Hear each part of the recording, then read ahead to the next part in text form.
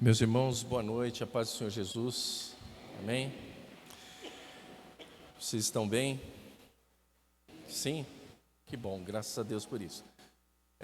Irmãos, nós vamos dar continuidade ao nosso estudo dos 7 milagres de Jesus no Evangelho de João.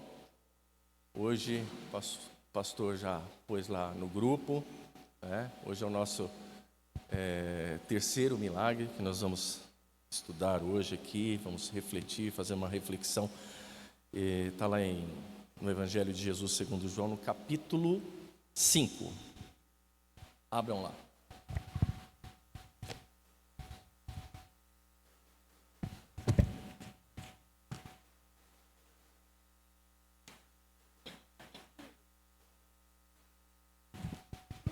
Capítulo 5. Vamos recapitular aí. Eu acredito que vocês lembram das últimas semanas. Qual que foi o primeiro milagre que nós vimos na semana passada? Semana retrasada? Oi? A transformação da água em vinho. Isso. Depois nós tivemos a semana passada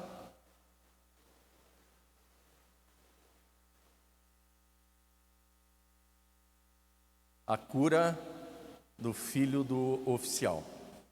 E hoje nós vamos ver a cura do paralítico, Paralítico que estava ali naquela localidade chamada Tanque de Betesda. Eu vou fazer a leitura inicial junto com os irmãos, eu gostaria que vocês acompanhassem e depois a gente vai tratando alguns assuntos aqui a respeito do texto. Amém? Diz assim a palavra do Senhor. Algum tempo depois, havia uma festa dos judeus e Jesus subiu para Jerusalém. Existe em Jerusalém, perto da Porta das Ovelhas, um tanque chamado em hebraico Betesda, tendo 5 pavilhões. Nestes ficava grande multidão de enfermos, cegos, mancos e paralíticos, esperando pelo movimento nas águas. Em certo tempo, descia um anjo do Senhor e agitava as águas. O primeiro que entrasse no tanque, depois de agitadas as águas, era curado de qualquer doença que tivesse. Estava ali um certo homem enfermo, havia 38 anos. Quando Jesus o viu deitado, e sabendo que estava assim há muito tempo, perguntou-lhe: queres ser curado? O homem enfermo queixou-se: Senhor, não tenho ninguém que me ponha no tanque quando a água é agitada, pois enquanto estou indo, desce outro antes de mim. Ordenou-lhe Jesus: levanta-te, apanha o teu leito e anda. Imediatamente o homem ficou curado, pegou o seu leito e andou. E aquele dia era sábado.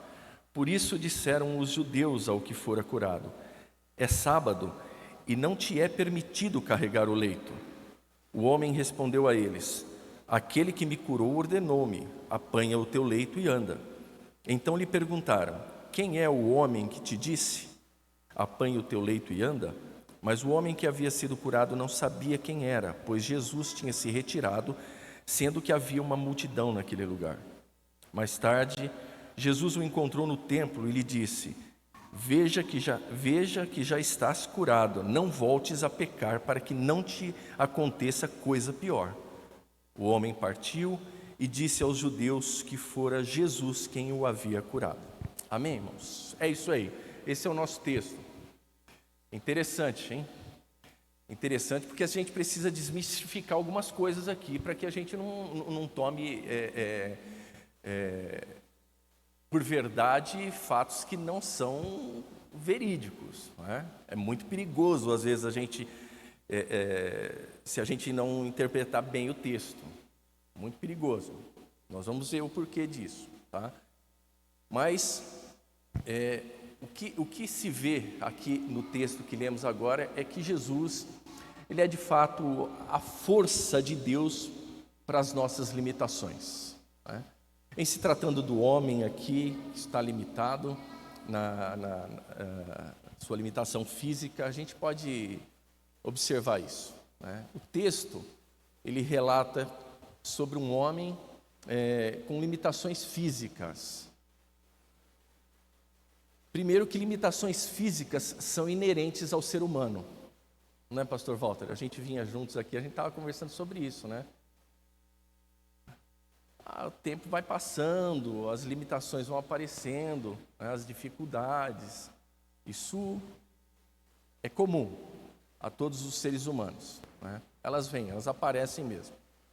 A Bíblia nos diz, eu até acho que há por parte do apóstolo Paulo um incentivo para nós, seres humanos limitados, e na sua segunda epístola aos Coríntios, no capítulo 4, versículo 16, ele diz que por isso não desfaleçamos, porque ainda que o nosso homem exterior se corrompa, o interior se renova dia a dia.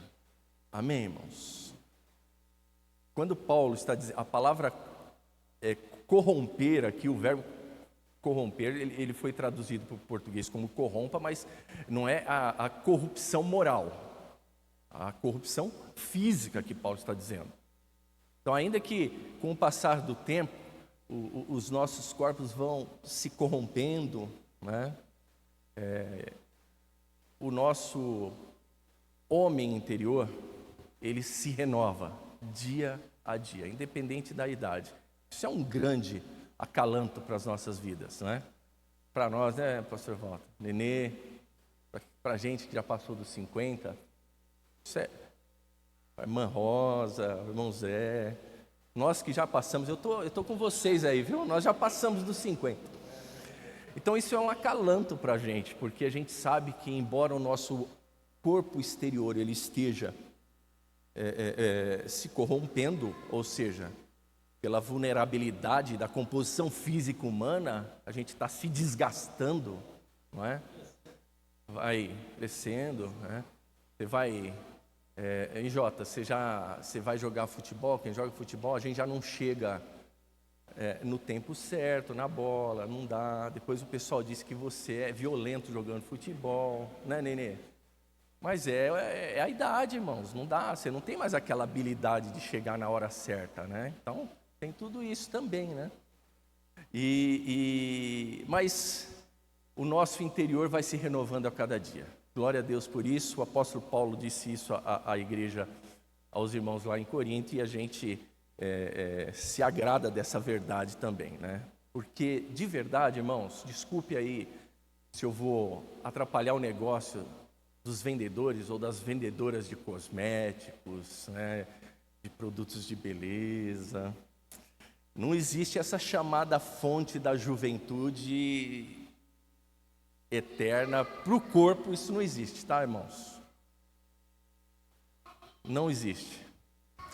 Agora, para a alma, sim, né? E Jesus, ele enfrentaria ali a incapacidade humana no momento em que foi a uma festa em Jerusalém. Há algumas controvérsias acerca dessa festa, não há uma unanimidade dos comentaristas bíblicos. Alguns dizem que pode ser o Ano Novo Judaico ou a festa das trombetas.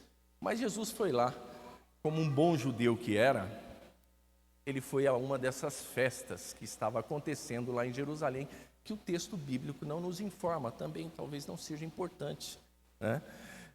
Mas enquanto o povo se alegrava com a festa, o povo judeu é muito festivo e alegre, o Senhor Jesus, ele se dirigiu ao tanque de Betesda, um local, a palavra Betesda quer dizer casa de misericórdia, né?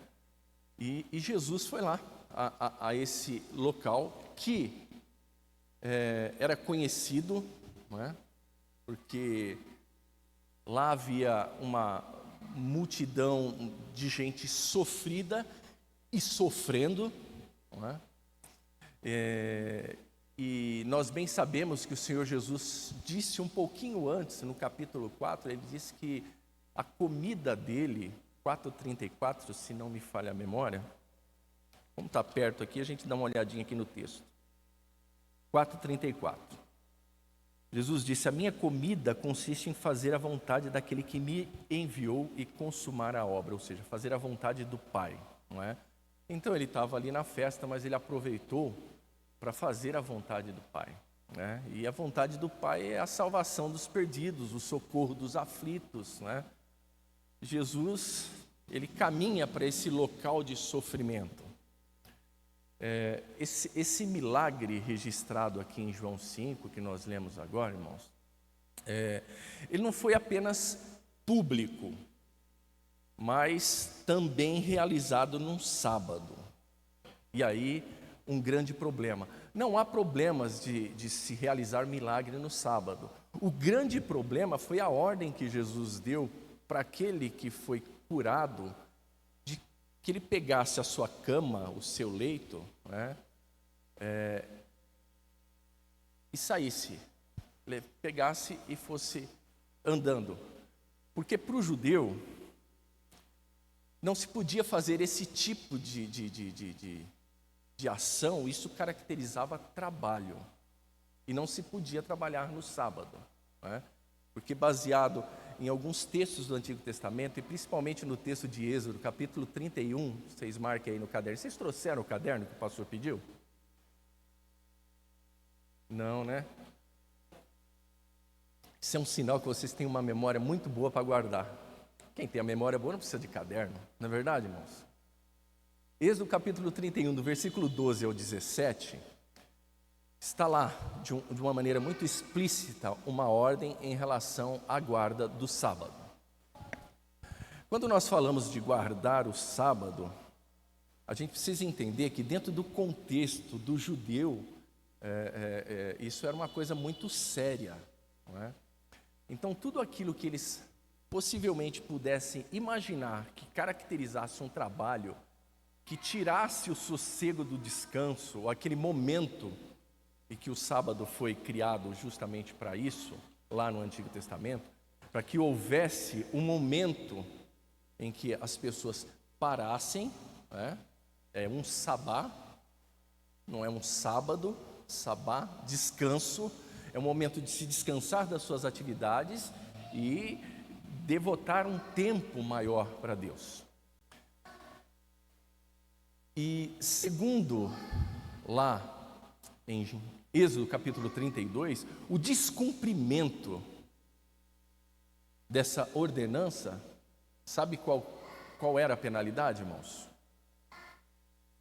Vocês imaginam qual seria a penalidade para o descumprimento dessa ordenança de guardar o sábado? Não? A morte. Teria que ser apedrejado, não é?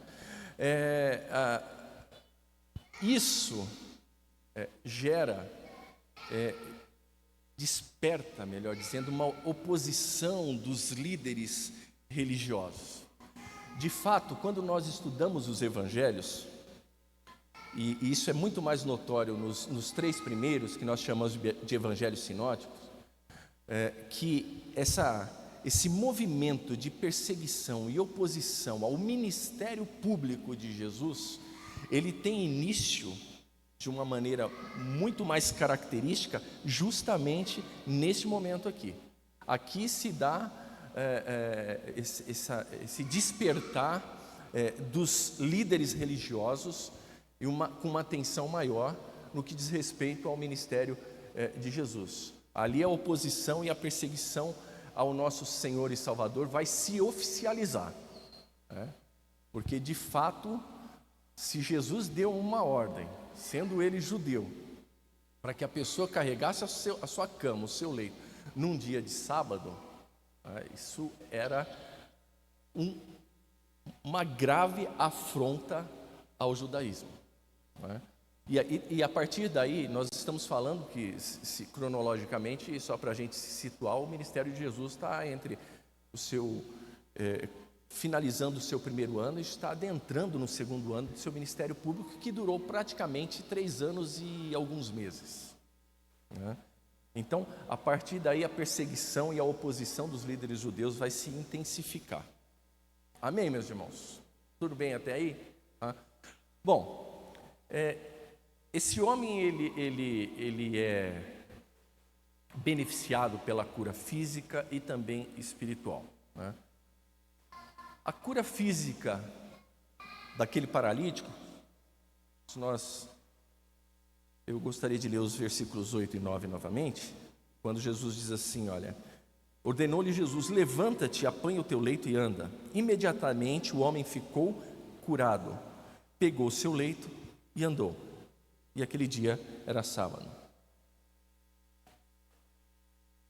Obedecendo a ordem de Jesus, esse homem miraculosamente ele foi curado. Ele era um paralítico. O texto bíblico nos diz que ele estava há 38 anos sofrendo dessa enfermidade.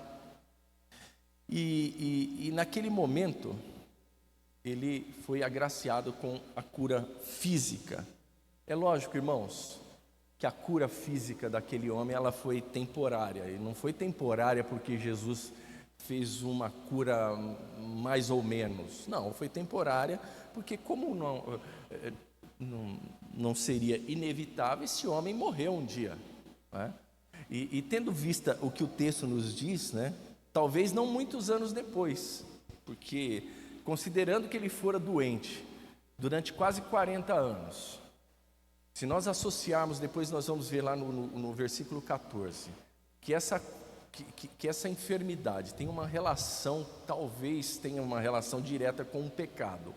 E esse pecado, só comete pecado alguém que tem consciência do que é certo e do que é errado, não é? Não estou falando do pecado original, estou falando do pecado, ação pecaminosa, né? Da prática do pecado. Então a gente vai somar aí, ele já era um homem de uma idade avançada e provavelmente ele morreu em um determinado tempo. Vocês concordam com isso? A cura física ela foi temporária. Eu já disse antes e eu vou dizer para vocês novamente, eu não sei se isso vai trazer algum tipo de desconforto a você, meus irmãos, mas eu tenho que ser sincero com vocês. Existe uma estatística de que 100% dos seres humanos que nascem morrem. Vocês sabiam disso? Eu não queria dar essa notícia triste para vocês, mas é uma realidade. Você pode me dizer assim, mas Enoque, Elias, pelos textos bíblicos não viram a morte. Tudo bem, então vamos levar em consideração Elias, que o seu ministério profético se deu 900 anos antes de Cristo, somado com 2000 e poucos anos que nós já temos, vamos aí, mais ou menos 3.000 anos, depois de 3.000 anos, de 3.000 anos para cá, todo aquele que nasce morre. Amém? Eu acho que vocês já sabiam disso, porque vocês receberam essa notícia com muito contentamento, com alegria, risos, né? Eu acho que é uma notícia ruim, mas tudo bem. O certo mesmo é que a cura física do paralítico aqui, que estava diante do tanque de Betesda, essa cura física foi mesmo temporária. Mas a cura da alma não. Porque no versículo 14, a gente vai observar aqui, eu quero pular uma etapa e passar para o 14, diz assim: mais tarde Jesus o encontrou no templo e lhe disse: veja que já estás curado, não voltes a pecar, para que não te aconteça coisa pior. E o homem partiu e disse aos judeus que Jesus fora quem o havia curado. Já que a gente está falando de estatística, deixa eu dar uma outra estatística para vocês, é sério.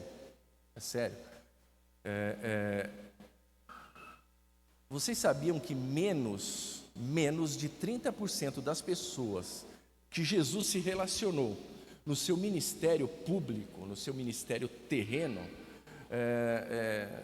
isso é lógico, a gente tomando por base os relatos dos evangelhos, menos de 30% dessas pessoas foram alcançadas por milagres. Sabiam disso? O milagre não era uma coisa que estava em destaque.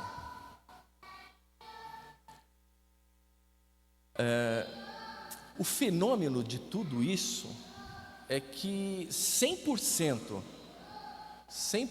das pessoas que ouviram, que ouvem e que ouvirão suas palavras, as palavras de Jesus, e lhes obedeceram, obedecem e obedecerão, 100% dessas pessoas foram e serão salvas. Aleluias. Que boa estatística, em se tratando de eu estar falando como a igreja do Senhor. Amém, meus irmãos? Aqueles que ouvem e obedecem as palavras do Senhor, esses serão salvos. Isso é 100% certo. Em João, no capítulo 5, nós encontramos duas ações que eu diria que nós precisamos ter, se nós quisermos experimentar o poder de Deus diante das nossas deficiências. E são duas ações que esse homem aqui, esse paralítico, esse ex-paralítico, ele toma. E esta é realmente a lição deste milagre. Eu sei que vocês lembram muito bem que quando na semana retrasada nós iniciamos, eu disse aos irmãos que cada um desses 7 milagres que foram relatados aqui, que foram classificados e expostos aqui no Evangelho que João, de Jesus que João escreve, eles têm uma lição. E esta é a lição desse milagre. A lição desse milagre, ela está muito relacionada com a questão do pecado. Eu vou explicar para os irmãos isso a partir de agora e também desmistificar para que a gente não tenha um entendimento e uma compreensão errada. O John Stott, um comentarista bíblico contemporâneo nosso, John Stott faleceu há pouco, 2010, se não me falha a memória, comentarista bíblico inglês, teólogo. Ele diz que o cerne da questão nessa narrativa aqui de João é o pecado. E nós devemos ler o texto, John Stott diz, e estabelecer empatia com esse paralítico, porque só assim nós vamos tirar o proveito real que a lição dessa narrativa nos ensina. Irmãos, mas primeiro, uma das coisas que nós temos que fazer em relação à tomada de decisão desse homem, nós vemos no versículo 6 e 7, o texto diz assim, acompanhe aqui comigo, capítulo 5, 6 e 7. Quando Jesus o viu deitado, e sabendo que estava assim havia muito tempo, perguntou-lhe, queres ser curado? O homem enfermo queixou-se. Ele expôs as suas dificuldades, Senhor, não tenho ninguém que me ponha no tanque quando a água é agitada, pois enquanto eu estou indo, desce outro antes de mim. Irmãos, primeiro que eu não sei se vocês observaram na leitura do texto, uma coisa interessante é que esse homem, diferente de outros que quando vem Jesus passar, clamam ao Senhor Jesus, ou tentam ir até Jesus, esse homem nem sabia quem Jesus era. Mesmo depois de curado, ele não sabe quem Jesus era, porque quando os líderes religiosos vão perguntar por que ele estava carregando a cama, ele falou, eu não sei, a pessoa que me curou mandou eu carregar, mas quem te curou? Eu não sei. Ele só falou para mim, eu não sei quem é. E o texto aqui no versículo 6, diz que Jesus o viu deitado. De fato, esse homem nem percebeu, nem sabia quem era Jesus e nem percebeu, foi Jesus que o viu. Eu acho que esse senso de igualitário de Jesus, ele deve ter visto aquele homem deitado no meio daqueles muitos enfermos, porque ali o tanque de Betesda, como o texto mesmo diz, existiam várias pessoas doentes e que estavam aguardando, segundo a tradição judaica, que o anjo movesse as águas e alguém entrasse lá primeiro. É lógico, irmãos, que primeiro é pouco provável que esse homem tivesse ali com a expectativa e o intuito realmente de ser curado. Primeiro porque ele tinha desvantagens acerca de todos os outros que ali estavam. Ele era um paralítico. A probabilidade desse homem, e era muito comum os paralíticos, ficarem pedindo esmolas em lugares de grande concentração, na porta do templo, em comércio, também a probabilidade seria muito grande que ele estivesse ali próximo ao tanque de Betesda, porque era um lugar de muita concentração de pessoas. Ele estava tão despercebido que quando Jesus pergunta para ele assim, mas você quer ser curado? Aí ele fala, como que eu... Se toda vez que o tanque, que as águas se movem, sempre tem alguém, ninguém vai me pôr lá, sempre tem alguém doente que vai primeiro, né? Ser paralítico no tanque de Betesda era pouca vantagem, irmãos. Era pouca vantagem.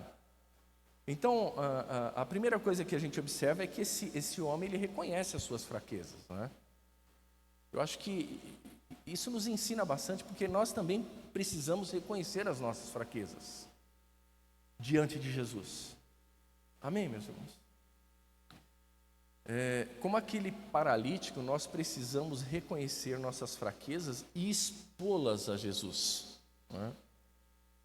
Embora nós, às vezes, passamos a escondê-la de outras pessoas, é impossível ocultá-las de Deus. Provérbios capítulo 15, o versículo 3 diz que os olhos do Senhor estão em todo o lugar, contemplando maus e bons. O Senhor sabe de todas as coisas, de todas as coisas. Não tem como esconder as nossas fraquezas. O primeiro passo para sermos, eu diria, curados das fraquezas e limitações que nos cercam, é ter a coragem de assumi-las. Irmãos, não existem supercrentes. Sabiam disso? Não existe, irmãos. Não existe supercrentes.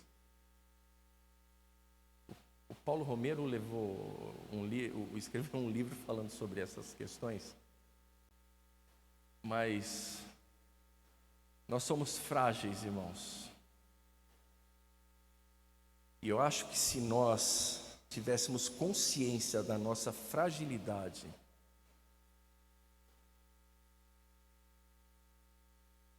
nós conseguiríamos melhorar um pouco mais. Porque, de fato, irmãos, essa consciência de quem somos pode nos fazer viver melhor, como Deus quer.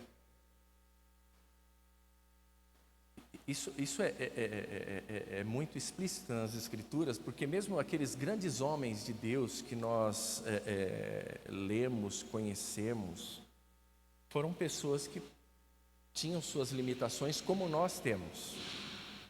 Como nós temos.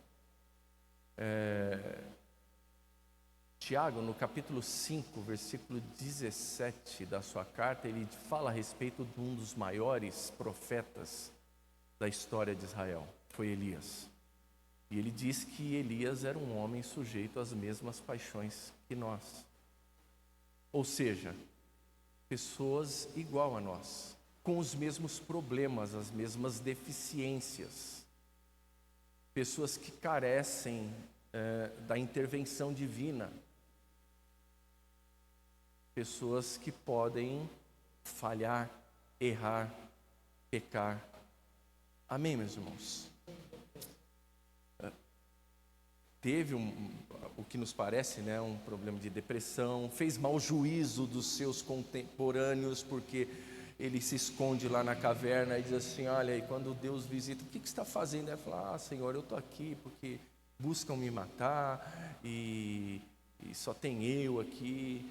Ele fala, você está enganado. Existem muitos outros que não dobraram os joelhos a Baal.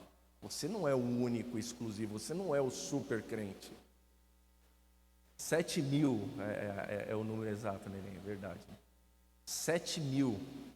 Então, irmãos, é importante nós identificarmos quem nós somos e ver as nossas vulnerabilidades. A gente não precisa ficar bancando super crente, isso atrapalha. o nosso relacionamento verdadeiro com o Senhor, com Deus. Irmãos, saibam de uma coisa, o apóstolo Paulo, ele escreve lá aos Romanos, capítulo 8, versículo 1 e 2, ele diz que aquele que está em... não, o texto é... Ele fala que... Nenê, abre o texto, por favor. Ele diz que se nós vivermos em Cristo, é mais ou menos isso, se nós não vivermos segundo a carne, né? O pastor vai ler o texto aí, para exemplificar melhor. Me fugiu aqui da memória agora. Portanto, agora nenhuma Condenação há para os que estão em Cristo, que não andam segundo a carne, mas segundo o Espírito. Nenhuma condenação há para aqueles que estão em Cristo Jesus, mas aqueles que não andam segundo a carne, não é? Irmãos, a carne continua com essa tendência pecaminosa. A gente precisa entender essa verdade. A carne continua com essa tendência pecaminosa. O viver em Deus, ele não remove e nem, eu diria, reforma a nossa carne, né? Pelo contrário, é lógico que viver em Deus, em Cristo, ele nos capacita a dominá-la. Mas há necessidade do exercício de viver em espírito para dominar a carne, não é? Se nós vivermos pela carne, na força da carne, irmãos, não será surpresa se cairmos.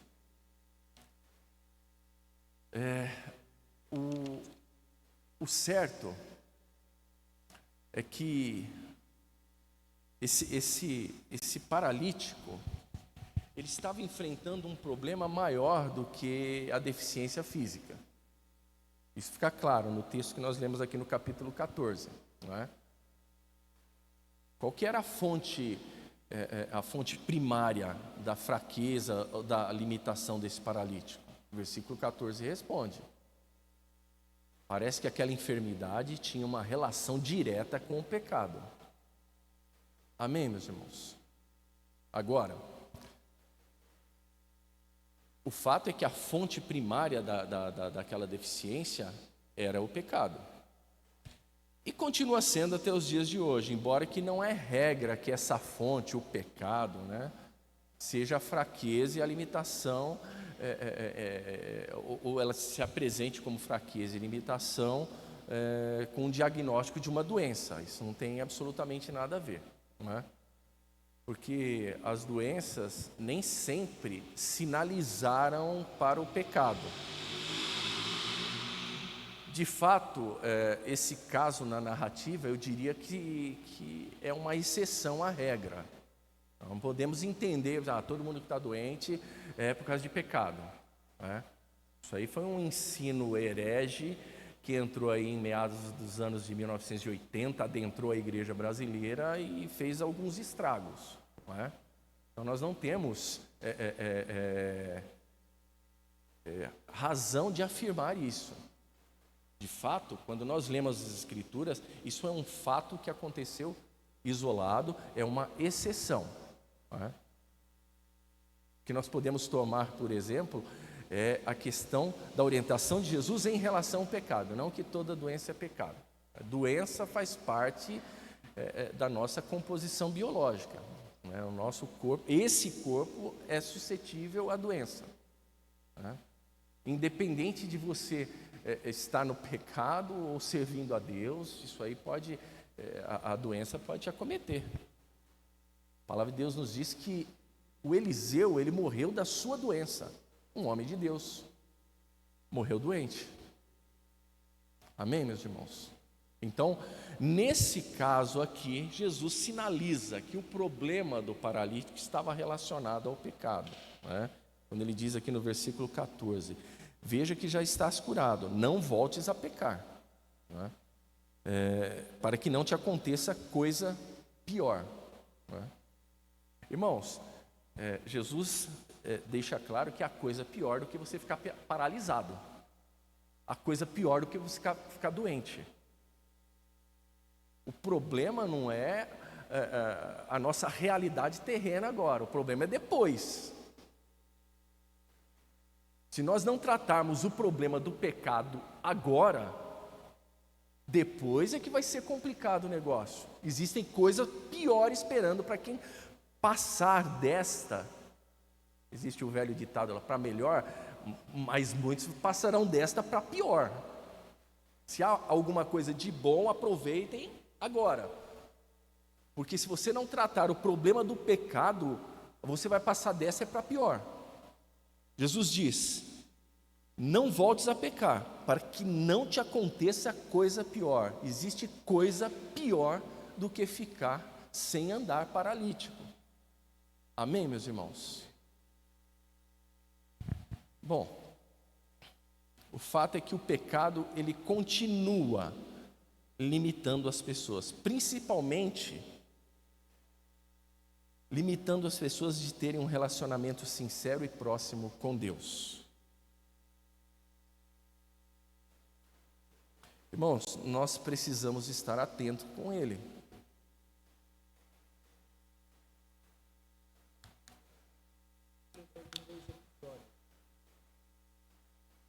A frase que Jesus usa é parecida com aquela que Jesus usou para aquela mulher pega em adultério: vai e não peques mais. Então, a segunda coisa é aquele cego que foi curado.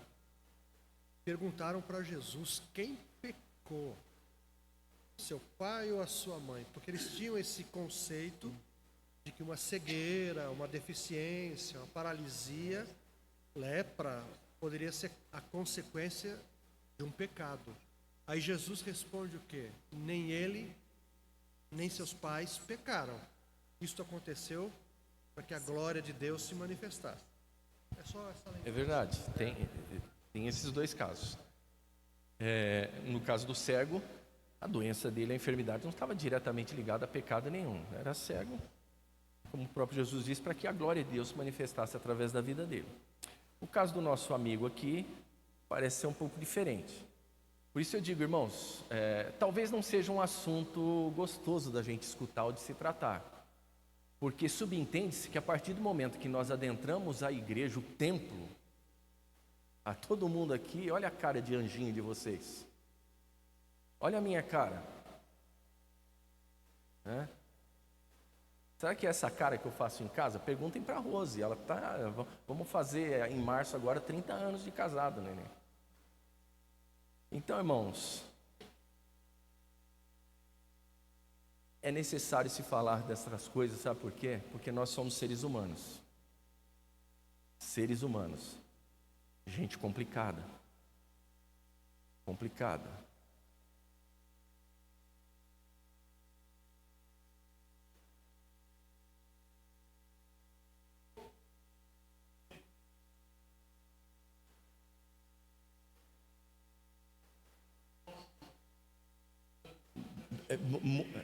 Muito bem observado, meu irmão.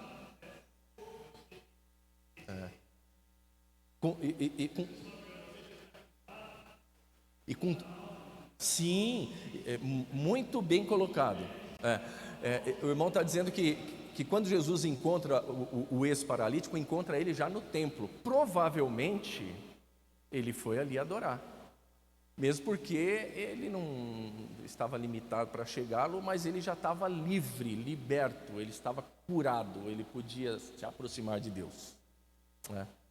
Muito interessante isso também. Mas o fato, irmãos, é que nós precisamos estar atentos realmente com a questão do pecado, porque pecado, irmãos, nós já nascemos em pecado. Por escolha própria, somos pecadores. E na prática, se nós vivermos pela carne, se nós não deixarmos nos dominar pelo Espírito, pela prática, nós também somos pecadores. Não é? Quando eu digo que nós precisamos reconhecer, reconhecer, irmãos, sem disfarce, a razão da nossa impotência relacional com Deus. Não é? Isso se dá através do pecado. Mas é lógico que nós temos uma esperança, né? O Senhor sempre trabalha usando meios para nos beneficiar. O texto bíblico diz lá em 1 João, capítulo 1, versículos 9 e 10, e no capítulo 2 de a primeira epístola de João, o versículo 1, ele diz que se nós pecarmos, e se nós temos uma esperança, se nós confessarmos o nosso pecado e deixá-lo, o problema acaba. Olha que fácil de resolver, né, irmãos? Só continua porque se quer continuar. Jesus, ele queria que o homem, esse paralítico, ele externasse a sua vontade. Deus realmente espera que eu e você, que nós, externemos, expressemos aí a nossa vontade de mudança. O Senhor deseja que nós expressemos isso voluntariamente.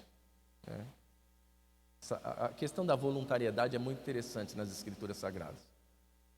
Primeiro que não tem nenhuma obrigação. Deus não obriga ninguém a servi-lo.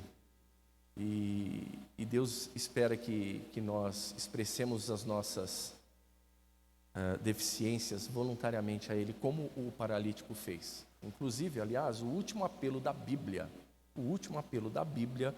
nos convida à voluntariedade. Está lá em Apocalipse capítulo 22, o versículo 17, diz assim, o texto começa da parte bem diante diz: quem quiser, venha e receba de graça da água da vida. Quem quiser, isso é voluntariedade, não tem obrigação nenhuma. É lógico que nós, Igreja do Senhor, servos de Deus, a gente sabe muito bem o que é melhor fazer. Então o texto de Apocalipse 22, 17, dá uma olhada se é 22, 17, quando eu não marco, dá umas falhadas aqui. Esse texto nos chama a voluntariedade, não tem obrigação nenhuma, é quem quiser. Amém, meus irmãos? Irmãos, o versículo 14 aqui, no versículo 14, é isso mesmo, 22, 17, não é isso mesmo? Marque aí nos caderninhos aí, para depois vocês derem uma lida em casa. O versículo 14 aqui fica claro que a deficiência, neste caso do homem, era fruto de pecado. E Jesus orientou o homem a não tornar a repeti-lo. Amém, irmãos?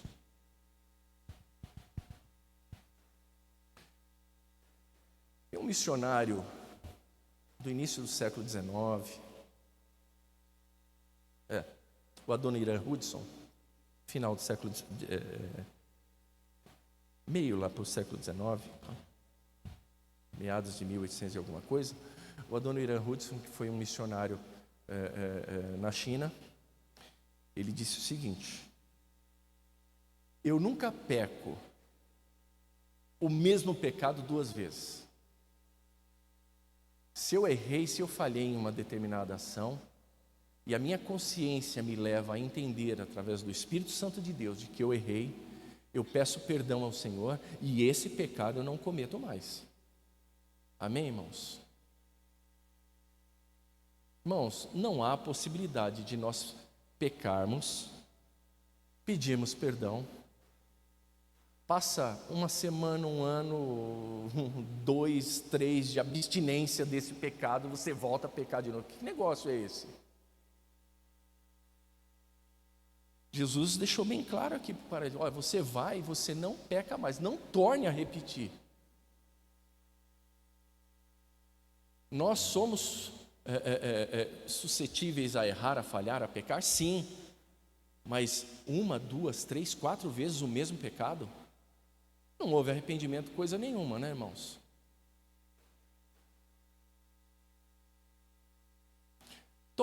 Tomemos aí esse exemplo do Adoniran Hudson, esse missionário.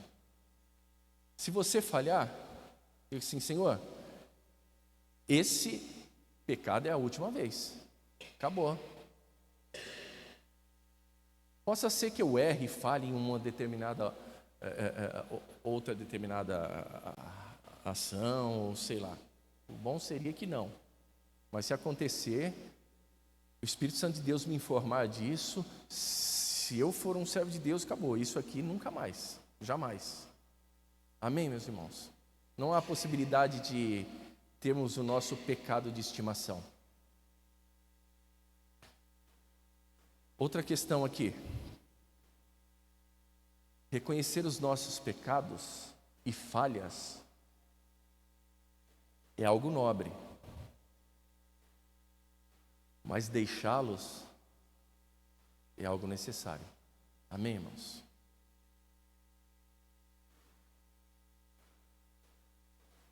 Não, provavelmente, o Eric está perguntando assim, esse homem não nasceu com deficiência. O texto bíblico não fala, mas provavelmente nós entendemos que não. Ele foi acometido por essa... Sim, com certeza.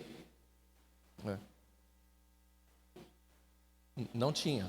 É isso mesmo. Irmãos, eu quero que vocês abram comigo, nós vamos ler 2 versículos aqui.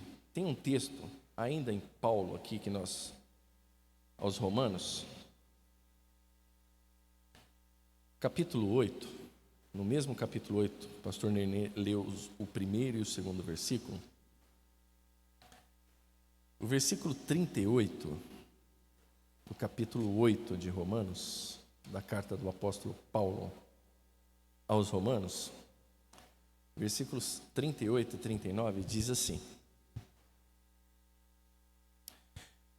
portanto, estou seguro que nem morte, nem vida, nem anjos, nem demônios, nem presente, nem o futuro, nem quaisquer poderes, nem altura, nem profundidade, nem qualquer outra criatura poderá nos afastar do amor de Deus que está em Cristo Jesus, nosso Senhor. Observaram o texto aí?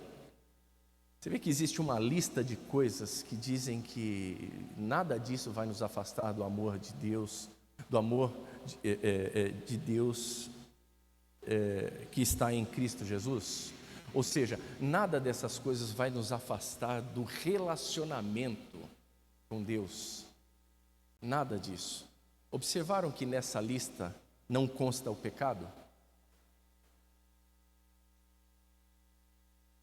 Porque algum esperto pode pegar esse texto fora de contexto e dizer, está vendo? Nada vai me afastar do amor de Deus que está em Cristo Jesus. Irmãos, o pecado nos afastará do amor de Deus que está em Cristo Jesus. Amém? O pecado pode nos afastar do nosso relacionamento com Deus.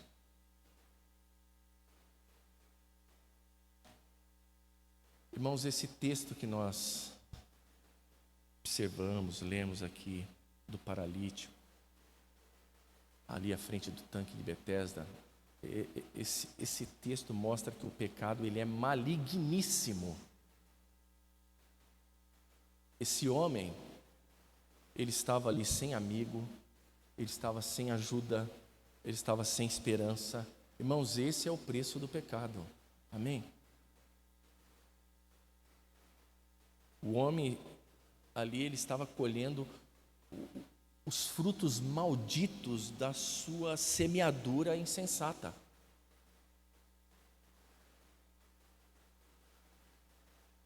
E os frutos malditos da semeadura insensata continuam sendo colhidos hoje em dia. Amém? Irmãos, não se brinca com o pecado. Não se flerta com o pecado. Aleluia.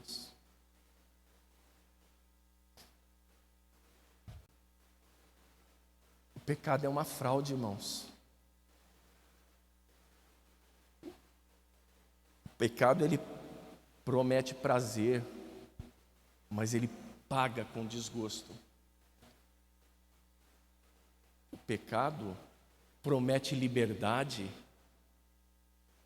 mas ele escraviza.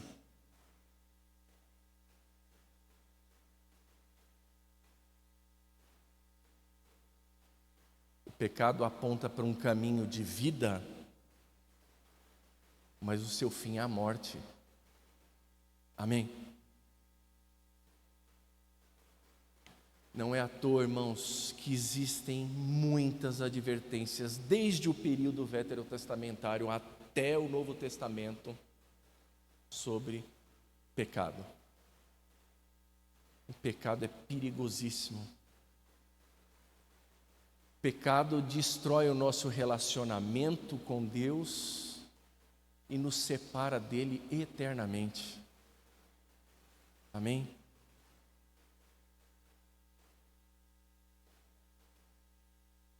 O Senhor Jesus faz um milagre, o Senhor Jesus transforma a vida deste homem.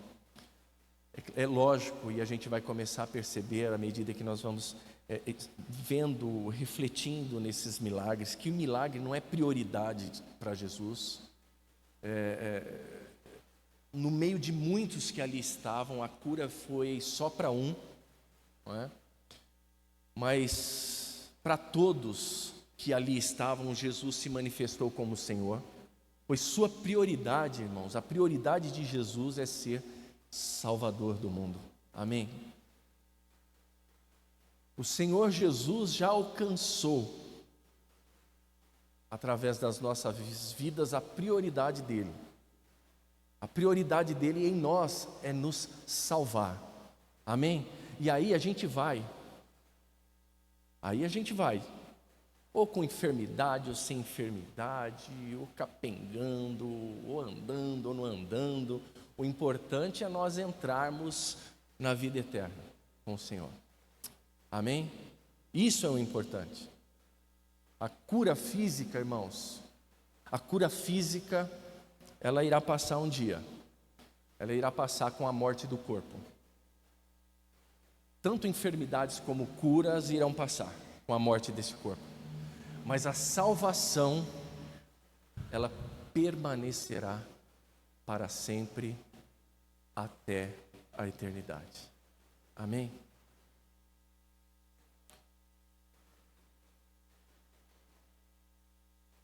Eu creio, irmãos, que cada vez que o Senhor aponta para nós uma direção que nos afasta do pecado que tão de perto nos rodeia, eu creio que é o grande amor de Deus, não só salvífico, mas o grande amor de Deus mantenedor da igreja. Amém? Aprove o Senhor falar conosco hoje, sobre essa questão tão perigosa. Tão perigosa. Eu quero que essa orientação de Jesus possa ser bem obedecida por mim e por vocês.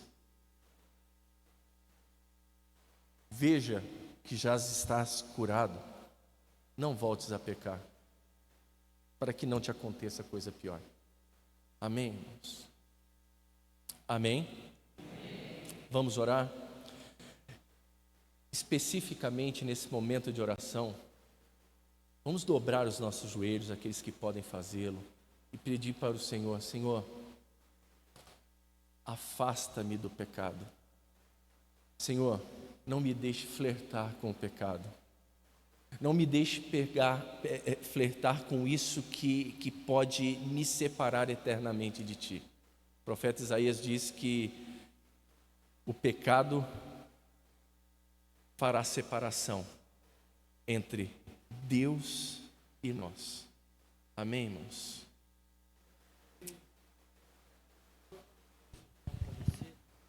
No programa de televisão, uma vez ele falou que o pecado é como carvão. Ele pode não queimar, mas ele vai sujar suas mãos. Sim. Pecado é algo muito perigoso, irmãos. Muito perigoso. Muito perigoso.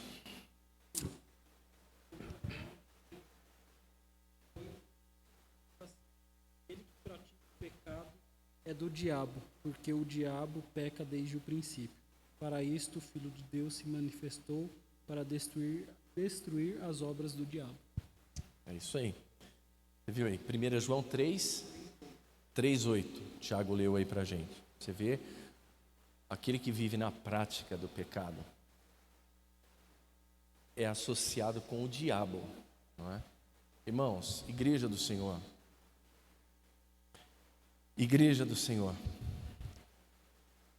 afaste de tudo aquilo que pode fazer com que você peque. Amém? Afaste-se, irmãos. O Senhor sabe por que nós estamos falando sobre isso hoje. O Senhor tem misericórdia de nós. Amém, meus irmãos? Afaste-se do pecado, igreja do Senhor. Afaste-se do pecado, igreja do Senhor.